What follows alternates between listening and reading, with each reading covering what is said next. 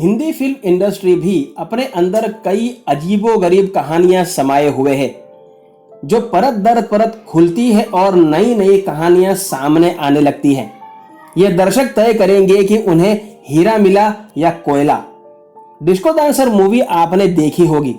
मिथुन चक्रवर्ती की बेहद सफल और उन्हें इंडस्ट्री में उनके पैर जमा कर देने वाली फिल्म थी। ये फिल्म गोविंदा ने भी देखी थी, जिसे देखने के बाद उन्हें महसूस हुआ कि फिल्म इंडस्ट्री में अगर काम करना है तो डांस तो सीखना ही पड़ेगा। उस समय उनकी माली हालत ठीक नहीं थी, लेकिन पहचान जरूर थी। नमस्कार, फिल्मी तराना चैनल के एक और जानकारी से भरपूर एपिसोड में आप सभी का स्वागत है। गोविंदा डांस सीखने के लिए मशहूर कोरियोग्राफर सरोज खान के पास गए। सरोज खान ने बिना किसी फीस के डांस सिखाने के लिए तैयारी दिखाई, क्योंकि उन्हें लगा कि लड़के में दम है। गोविंदा ने डांस सीखते सीखते अपनी कैसेट्स बनवाई और बड़े बड़े प्रोड्यूसर्स के नौकरों से दोस्ती करके वे कैसेट्स उन तक पहुंचवाई। यह आइडिया काम कर गया और गोविंदा को 2 फिल्में ऑफर हो गई, इल्जाम और लव 86। दोनों ही फिल्मों में गोविंदा की को स्टार थी नीलम। दोनों ही डांस में अव्वल थे और दोनों के ही काम ने इंडस्ट्री में धूम मचा दी थी। इन दोनों फिल्मों की सफलता के बाद गोविंदा ने कभी भी हिंदी फिल्म इंडस्ट्री में काम के लिए पीछे मुड़कर नहीं देखा। एक साथ दर्जनों फिल्में साइन करने लगे थे। शुरुआती दौर में गोविंदा ने एक्शन से भरपूर और दूसरे नंबर पर पारिवारिक फिल्में ज्यादा की थी। इनकी फिल्मों में गाने खूब रहते, जिसमें गोविंदा अपने यूनिक डांस स्टेप से दर्शकों का मनोरंजन करते रहते। 80 के दशक में गोविंदा इंडस्ट्री में छाए रहे। उनके डांस मास्टर थी सरोज खान। एक्टिंग उन्होंने रोशन तनेजा से सीखी थी, जबकि एक्शन उन्होंने मास्टर राम से सीखे थे।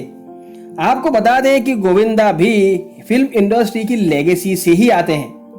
गोविंदा के पिता का नाम अरुण आहूजा था, जो एक एक्टर थे। उन्होंने 30 से ज्यादा फिल्मों में काम किया था। और गोविंदा की मां का नाम निर्मला देवी है, जो एक गायिका और अभिनेत्री थी। गोविंदा का परिवार पहले मुंबई में कार्टर रोड पर एक आलीशान बंगलों में रहता था, लेकिन उनके पिता ने एक फिल्म निर्माण में काफी नुकसान उठाया, जिसके चलते उन्हें विरार शिफ्ट होना पड़ा। गोविंदा उनके माता पिता के 6 संतानों में से सबसे छोटे हैं, इसलिए घर में उनका नाम चीची रखा गया था, जो एक पंजाबी शब्द है जिसका अर्थ है छोटी उंगली। 90 के दशक में गोविंदा और डेविड धवन की जोड़ी बनी, जिसने काफी सारे कॉमेडियंस की छुट्टी कर दी। गोविंदा ने 90 के दशक में अपने आप को एक कॉमेडियन के रूप में स्थापित कर दिया था।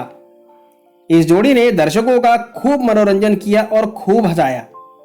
गोविंदा ने सुनीता आहूजा से 1987 में शादी कर ली थी, लेकिन उन्होंने इस बात को सीक्रेट रखा था, क्योंकि उस वक्त किसी एक्टर या एक्ट्रेस की शादी की बात उड़ना उसकी करियर खत्म होने के बराबर माना जाता था। जब बड़ी बेटी टीना का जन्म हो गया, तब कपल ने उसका पहला जन्मदिन मनाने के लिए यह बात जाहिर की कि उनकी शादी कब से हो चुकी है। बाद में उन्हें एक बेटा हुआ, जिसका नाम यशवर्धन है। गोविंदा शोहरत की वो सीढ़ी एक के बाद एक ऐसे चढ़ते चले गए कि एक बार अमिताभ को भी अपनी सेकंड इनिंग्स में कमबैक करने के लिए गोविंदा का सहारा लेना पड़ा था, और तब बनी थी फिल्म बड़े मियां छोटे मियां। लेकिन कहते हैं ना कि जो इंसान समय की कदर कर लेता है वही टिक जाता है। गोविंदा ने एक साथ इतनी ज्यादा फिल्में साइन की थी कि वे कभी भी किसी भी फिल्म में सेट पर टाइम से नहीं पहुंच पाते थे। ऐसे ही 2 नामी इंसिडेंट गोविंदा के साथ हुए थे। एक बार गोविंदा अमरीश पुरी के साथ फिल्म कर रहे थे। तब सेट पर टाइम पर पहुंचने के पाबंद अमरीश पुरी सुबह 9 बजे ही सेट पर पहुंच गए, लेकिन गोविंदा शाम को 6 बजे तक सेट पर आए, जिसके चलते दोनों में काफी कहासुनी हो गई और ज्यादा ही एग्रेसिव होकर अमरीश पुरी ने गोविंदा को थप्पड़ जड़ दिया था, जिसके बाद दोनों ने कभी भी एक साथ किसी भी फिल्म में काम न करने का फैसला किया था। ऐसा ही वाकया मिथुन के साथ भी गोविंदा का हुआ था और गोविंदा ने मिथुन को काफी देर तक वेट करवाया था, जिसके चलते उन्होंने भी दोबारा कभी भी गोविंदा के साथ काम नहीं किया था। समय की कद्र न करने वाले गोविंदा की हालत आज ऐसी हो गई कि आज अब उनके पास समय ही समय है, लेकिन काम नहीं है। उनकी इसी आदत के चलते आज वे इंडस्ट्री से बाहर हो गए हैं। कैसा लगा आपको गोविंदा के बारे में बनाया गया हमारा ये वीडियो, हमें कमेंट बॉक्स में जरूर बताइएगा। और अपने चहीते कलाकारों के बारे में ऐसे ही अनकही, अनसुनी और रोचक जानकारियां पाने के लिए जुड़े रहिए फिल्मी तराना चैनल के साथ। आपसे मुलाकात होगी जल्द, तब तक अपना ख्याल रखें। धन्यवाद।